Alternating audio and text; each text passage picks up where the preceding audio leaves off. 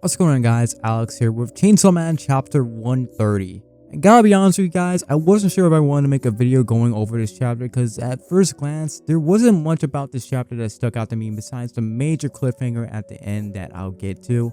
And the incredible artwork that this chapter features, which was a really good. I mean, I can remember the last time I read a manga besides One Piece that featured multiple double spreads upon double spreads that have fine details to them. I mean, shout out to Tatsuki and Fujimoto for gracing us with this art. Especially when this was really action-packed chapter, from Denji riding the chain cycle on the walls to escape the mysterious devil trying to kill Asa, to this amazing shot of the falling devil throwing an entire skyscraper at them. I mean, looking at this, I can't wait until season 6 of Chainsaw Man Part 2, if that gets animated, for that to be on my TV screen. Now, the things I'm going to be going over probably won't be brought up until later on in the story, but if you're looking for any story progression, well, it just didn't progress much. This is more of a setup chapter, if anything. There are some moments of dialogues and moments from this chapter that really did stick out to me, and this is really the only panel of dialogue that we get with Asa and Denji, and it does carry a large amount of meaning.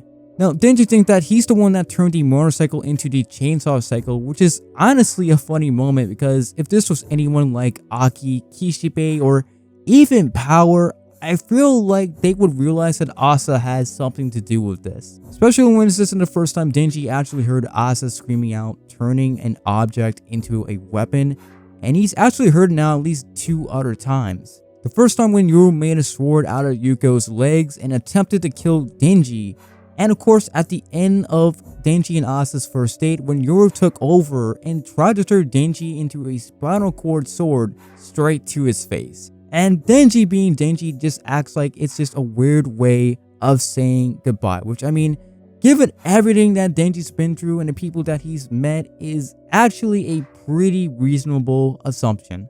Now, logically, we have to remember that Denji is still learning his abilities as Chainsaw Man, and I feel like this kind of hints at Denji getting more abilities to his arsenal, and how we'll eventually learn about Vegeta's abilities of erasing devils from history.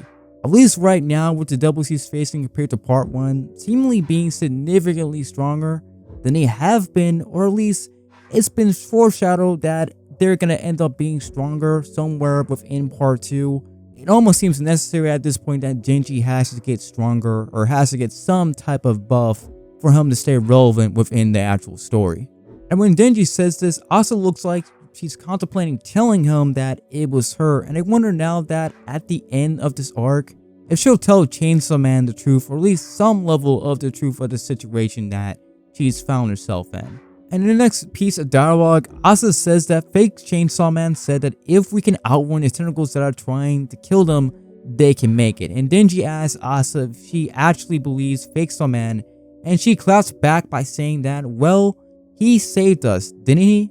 And what's interesting about this is the contrast between Denji and Asa's characters. Denji is a lot less optimistic than Asa, and obviously a much better judge in character despite coming off as incredibly stupid at times. And I mean, it does make sense given that Denji has been through a lot, but also the animal that Denji has represented and has been referenced to is a dog. I mean, dogs are usually able to tell whether something is right or wrong about a person at first glance, with the downside that they can be easily swayed into believing anything, provided that the person is giving them the love and the care that they desire.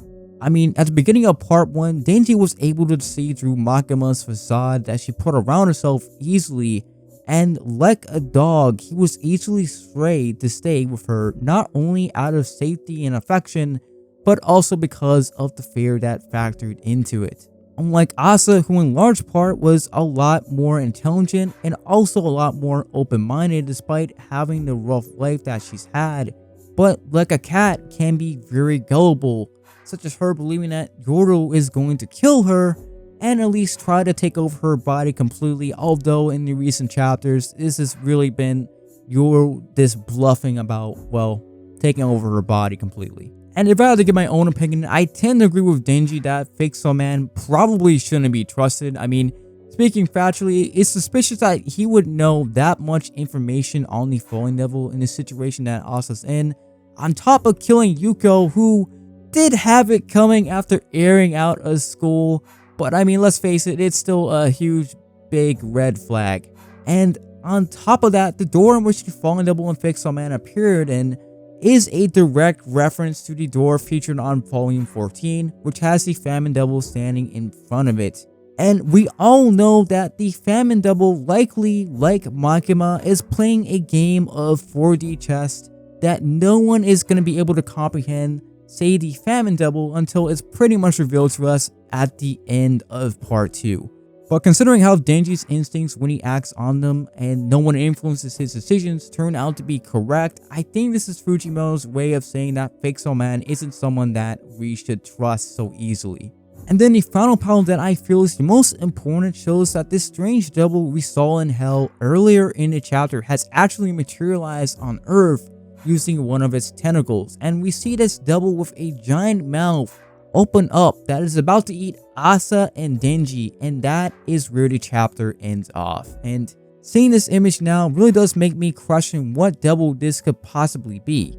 I mean, even Denji in this chapter remarks about it, obviously because of how strong this devil is. And with his years of devil hunting experience, even he is unsure what the devil could actually be. And a lot of people are saying that this could be the worm devil. I mean, after all, worms do have the ability to regenerate, and some worms do actually have a mouth similar to this. But for the devil to be this strong, to be the worm devil of all things, it just doesn't sit right with me. I mean, that is unless the worm devil which actually fed some of the flesh from the falling double, because we do know that some devils, if they eat the flesh of powerful devils, well, they do end up getting a major power boost. But let me know, guys, what do you guys thought about this chapter in the comments? And if you liked the video, please give it a like, subscribe already if you haven't, and I'll catch you guys in the next one.